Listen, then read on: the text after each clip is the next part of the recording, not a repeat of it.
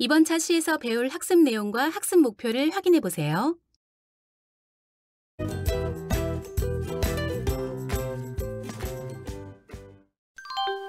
지난 시간 우리는 파이썬의 기본적인 내용을 다루어 보았습니다.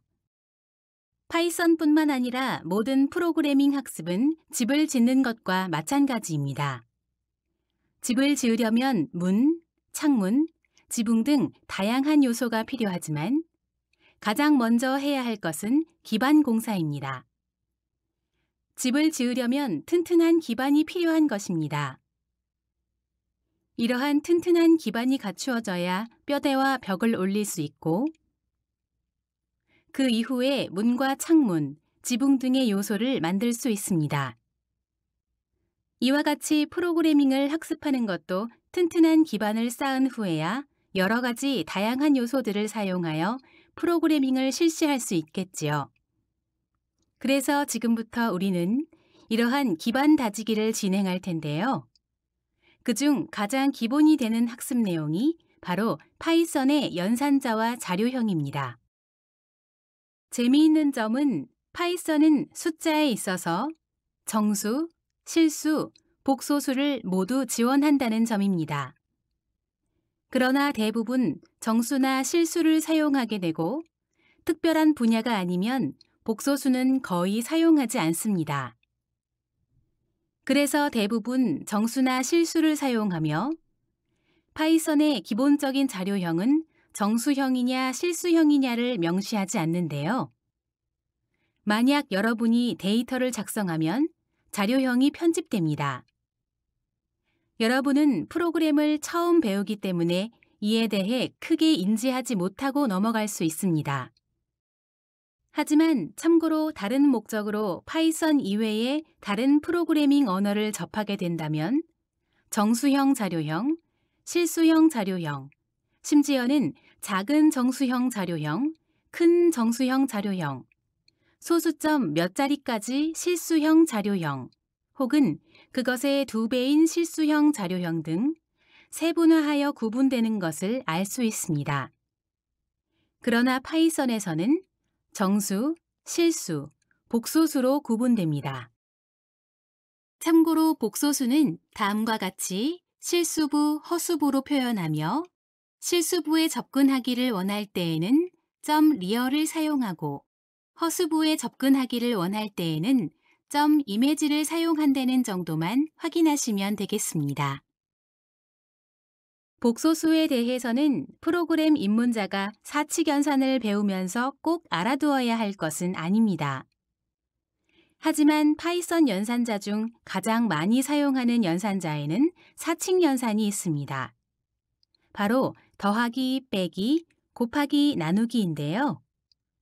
아주 간단하고 익숙한 연산자들이지요. 그렇기 때문에 여러분들이 실제로 실습을 해보고 넘어갈 수 있는 부분인데요. 잠시 학습을 멈추고 에디터에 사칙연산을 정리하는 시간을 가져보시기 바랍니다. 다음으로 파이썬에서 많이 쓰이는 연산자는 2개의 슬래시로 표시되는 나눗셈 후 소수점 연산자 버리기입니다. 이 기호는 나눗셈 후 정수 부분만을 취하게 됩니다. 그 다음 나눗셈 후 나머지를 표시하는 연산자입니다. 그리고 다음은 연산자가 아닌 함수로 거듭 제곱을 수하는 표시입니다. 또 여기까지는 연산자이지만 int는 함수에 해당하는데요. int는 값을 정수로 만드는 함수로 인터저의 약자입니다. 괄호 안의 내용을 정수로 형 변환을 하는 함수입니다. 그러므로 괄호 안의 값을 정수로 만든다라고 이해하시면 되겠습니다. int 함수를 좀 더 살펴보면 예를 들어 3.3이라는 실수가 int 함수 안에 작성되어 있습니다. int는 괄호 안의 수를 정수로 만든다고 했는데요. 이때 소수점 이하 부분을 버리고 정수만 취하게 되어 3이 출력됩니다. 다음과 같이 5 나누기 2를 했을 때 2 이하의 소수점은 버리고 2라는 결과만 제시됩니다. 또 다음과 같이 작은 따옴표 안에 10의 경우는 어떨까요? 큰 따옴표나 작은 따옴표 안의 내용은 문자열이라고 했습니다. 그러므로 이것은 10이라는 숫자가 아닌 문자열로 인식하게 되고 그 문자열을 정수로 바꾸면 10으로 출력됩니다. 또 나머지 연산의 경우 예를 들어 7 나누기 3을 하게 된다면 몫은 2와 나머지는 1이 되는데요. 만약 7 나누기 3의 나눗셈 후 소수점 연산자 버리기를 하게 된다면 몫인 2만 취하게 되고 7 나누기 3의 나눗셈 후 나머지 표시하기를 하게 되면 나머지만 취한다고 했죠. 그래서 몫은 중요하지 않고 나머지인 1만 취하게 되는 것입니다. 그래서 나눗셈은 소수점 연산자를 버리는 기호와 나머지를 연산하는 기호를 꼭 기억해 두시기 바랍니다. 특히 나머지 연산자는 조건문과 반복문을 사용할 때 유용하게 쓰이기 때문에 해당 연산자에 대해서는 꼭 머릿속에 기억을 하고 정리해야 하겠습니다. 그 다음 int 함수와 마찬가지로 divmod도 함수로 몫과 나머지를 함께 구하는 함수입니다. int는 형변환, divmod는 몫과 나머지를 함께 구하는 함수다라고 기억해 주시면 되는데요. 예를 들어 5 나누기 2는 몫 4, 나머지 1이 도출되므로 2와 1의 형태로 출력됩니다. 파이썬에서 진법은 이전 수업에서 정리한 바가 있습니다. 예를 들어 100일이라고 하면 10진수, 2진수, 16진수에서 표현되는 수가 완전히 다릅니다. 2진수의 경우 0b를 붙이게 되고 숫자 0과 2를 사용합니다. 8진수는 숫자 앞에 0, 5를 붙여주게 되며 0에서 7까지의 수를 사용합니다. 그 다음 16진수는 0x를 붙여주는데요. 특히 2진수와 16진수는 꼭 기억할 필요가 있습니다. 그래서 진법을 표현하기 위해서는 진수별로 앞에 붙이는 문자를 꼭 기억해 주시고 이전 차시 중 진법 변환에 대해 우리가 학습한 바 있으니 여러분 나름대로 정리하여 이해해보는 시간을 가져보시길 바랍니다. 앞서 정수로 여러 가지 연산을 해보았습니다. 이제 여러분이 직접 정수와 실수 중 실수의 사칙 연산을 실시해 보아야 합니다. 예를 들어 1.32와 32.64라는 실수를 더하기, 빼기, 곱하기, 나누기를 해보고 또 실수와 정수를 함께 연산하면 어떻게 되는지도 실시해 보아야 합니다. 그럼 예를 들어 볼까요? 앞서 값을 정수로 만드는 것이 int 함수라는 것을 알았습니다. 그런데 값을 실수로 만들기 위해서는 플로트 함수를 사용합니다. 그럼 예를 통해 실수와 정수를 함께 계산해 보며 설명드리도록 하겠습니다. 실수와 정수를 한꺼번에 계산하는 예시는 늘 그랬듯 파이썬 IDLE 상에서 실시하는 것보다 다음과 같이 파일에 new 파일을 통해 새로운 파일을 만들고 여기에 코드를 짜고 실행한 후 저장해 보겠습니다. 다음과 같이 파일에 세이브를 실시하고 원하는 위치에 새 파일을 저장합니다. 예시에서는 D 드라이브에 마이 프로젝트 내에 다음과 같이 저장해 두겠습니다. 그 다음에 기본적으로 프린트 함수에 정수 더하기 정수, 그리고 프린트 12.12 나누기 3.6으로 작성한 후 실행하면 결과는 정수 더하기 정수로 나오고 실수는 실수 나누기 실수니까 실수로 출력됩니다. 그럼 정수랑 실수를 한꺼번에 계산해 볼까요? 프린트 12 더하기 10.3으로 입력하면 어떻게 될까요? 결과를 보면 두 개의 합, 더한 결과가 실수 형태이므로 22.3으로 출력되는데 이처럼 파이썬에서 실수와 정수를 사치 계산하게 되면 더 정밀한 자릿수를 표현하는 쪽으로 자동 형변환이 됩니다.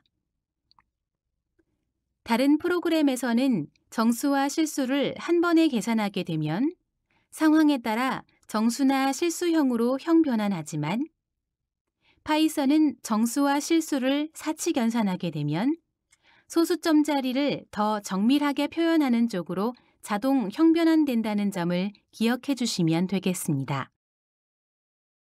그리고 int가 정수 형태로 형변환을 하는 것이라 한다면 float는 실수 형태로 형변환을 하는 것입니다.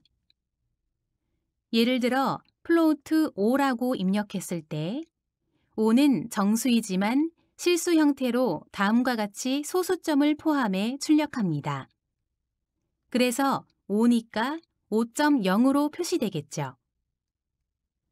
1 더하기 2의 경우도 3이지만 형변환하여 3.0으로 출력되며 작은 따옴표를 쓴 문자열의 경우에도 5.3이라는 실수로 출력됩니다. 다음은 연습 문제로 학습자 여러분이 직접 실습해 보시기 바랍니다. 잠시 학습 화면을 멈추고 직접 실습을 해 보시길 바랍니다. 어떠신가요? 금방 결과를 출력한 사람도 있겠지만 에러가 발생한 경우도 있을 것입니다. 왜냐하면 다음과 같은 연산은 쉽게 계산할 수 있습니다.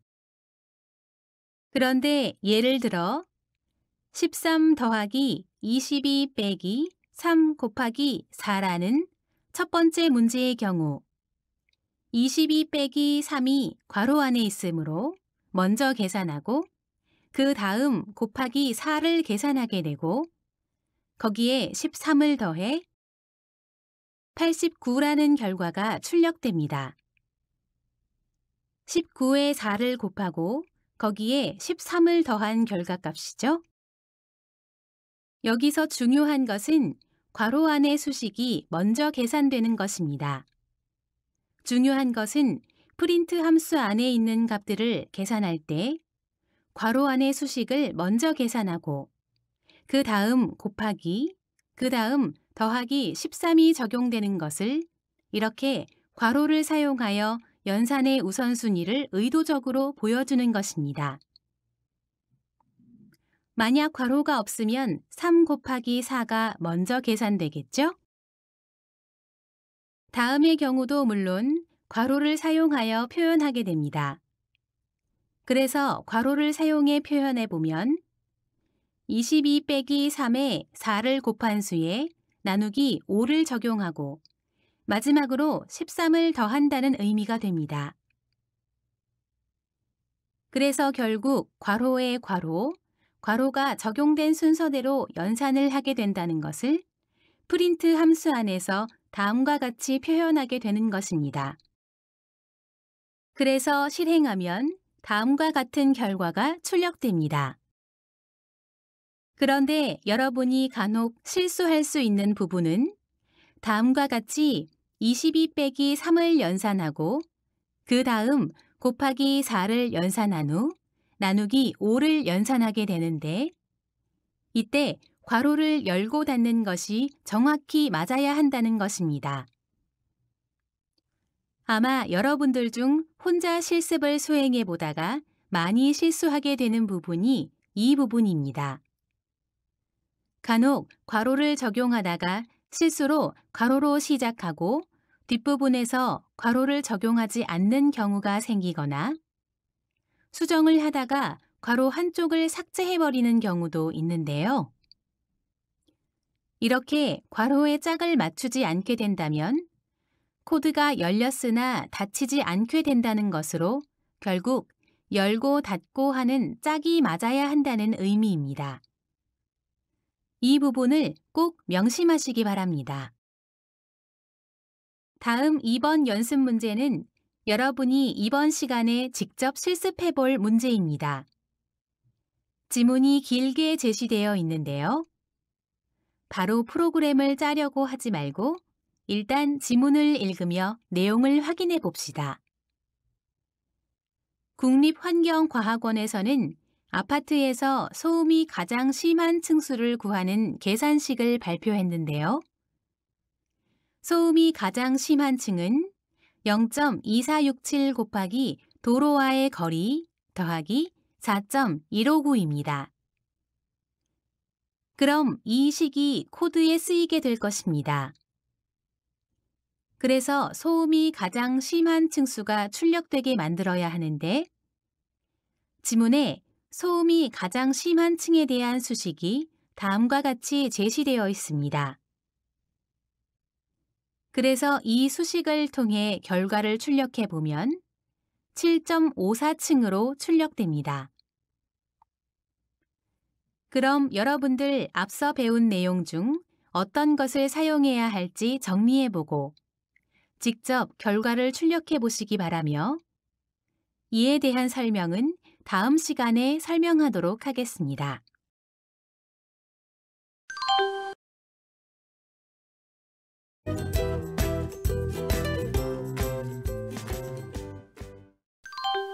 우리는 앞서 프린트를 사용해 프린트 함수에 괄호한 내용을 표시하는 방법을 알아보았습니다.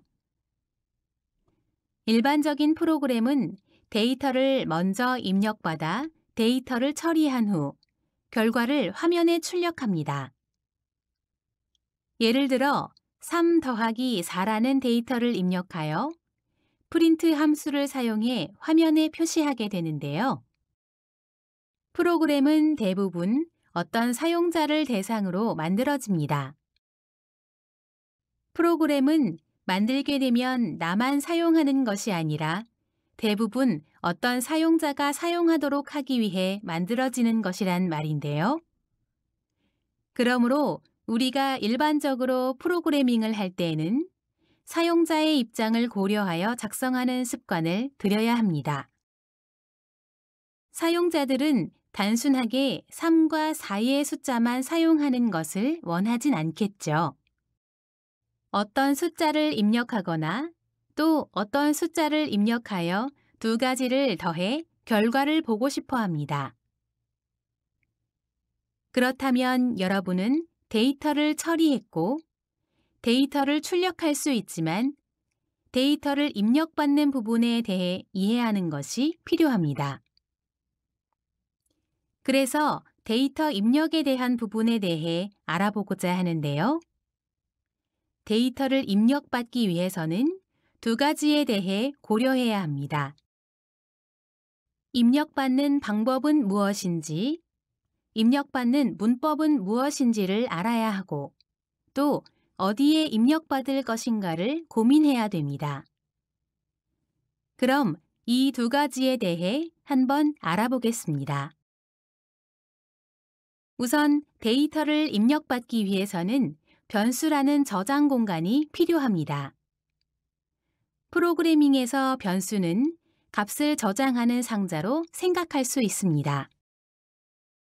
예를 들어 다음과 같은 종이컵이 있다고 합시다.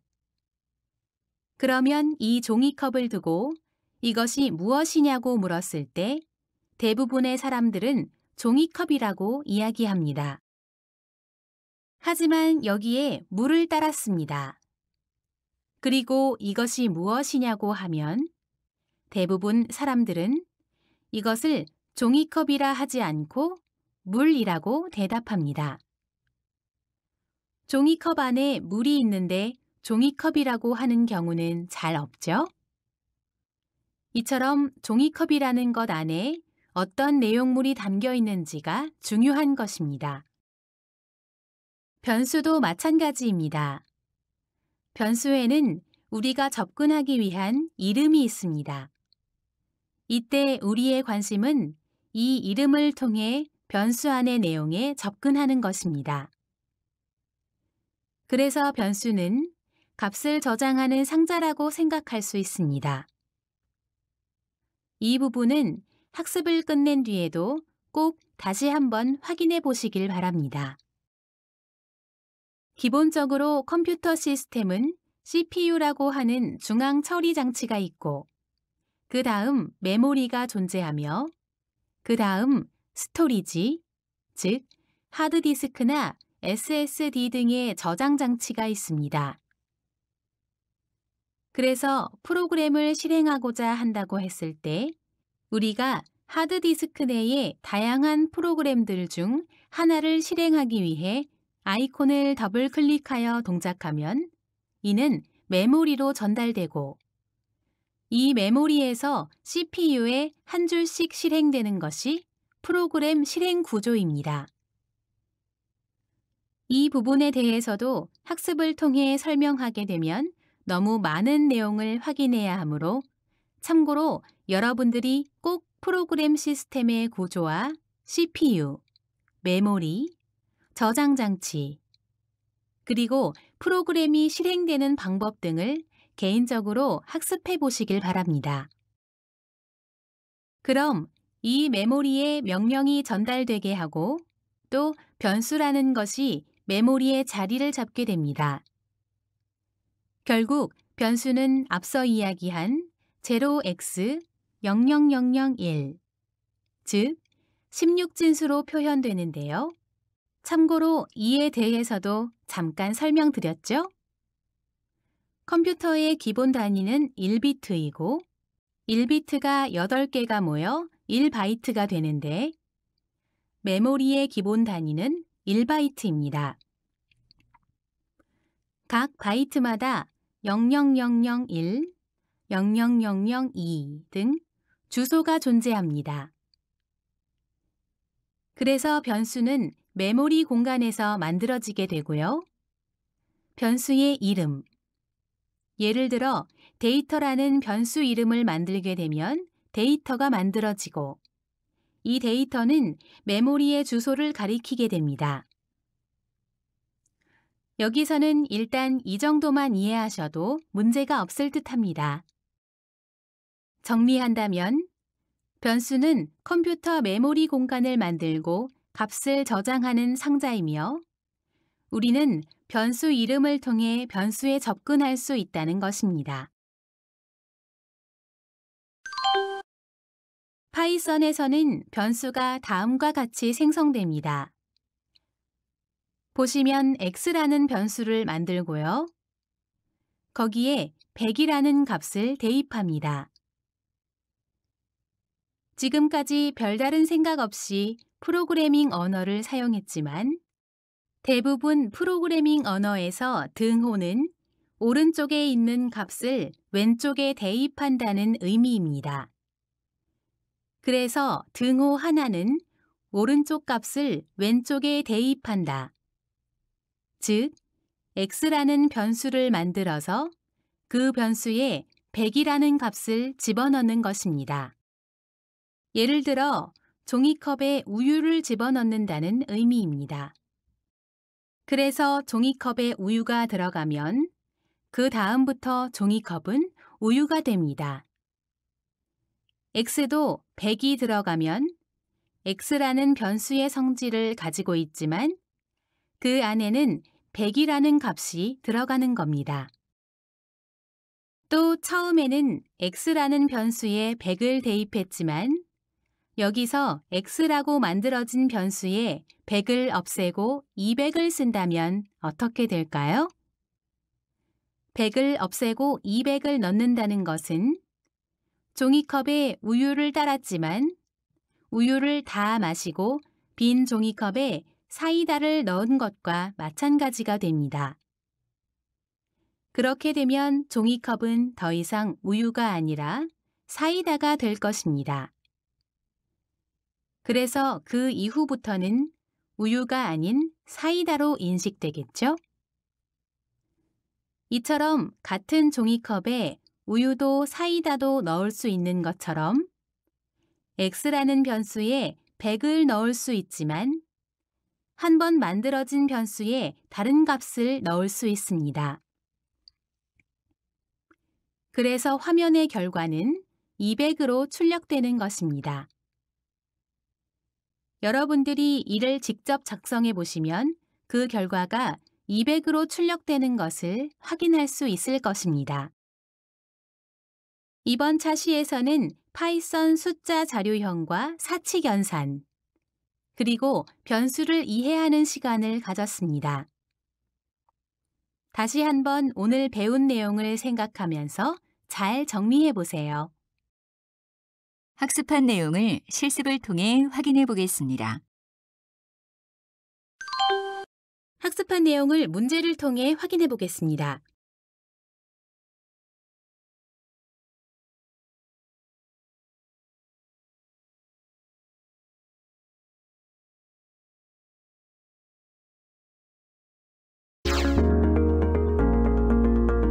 이번 시간 학습을 마쳤습니다. 수고하셨습니다.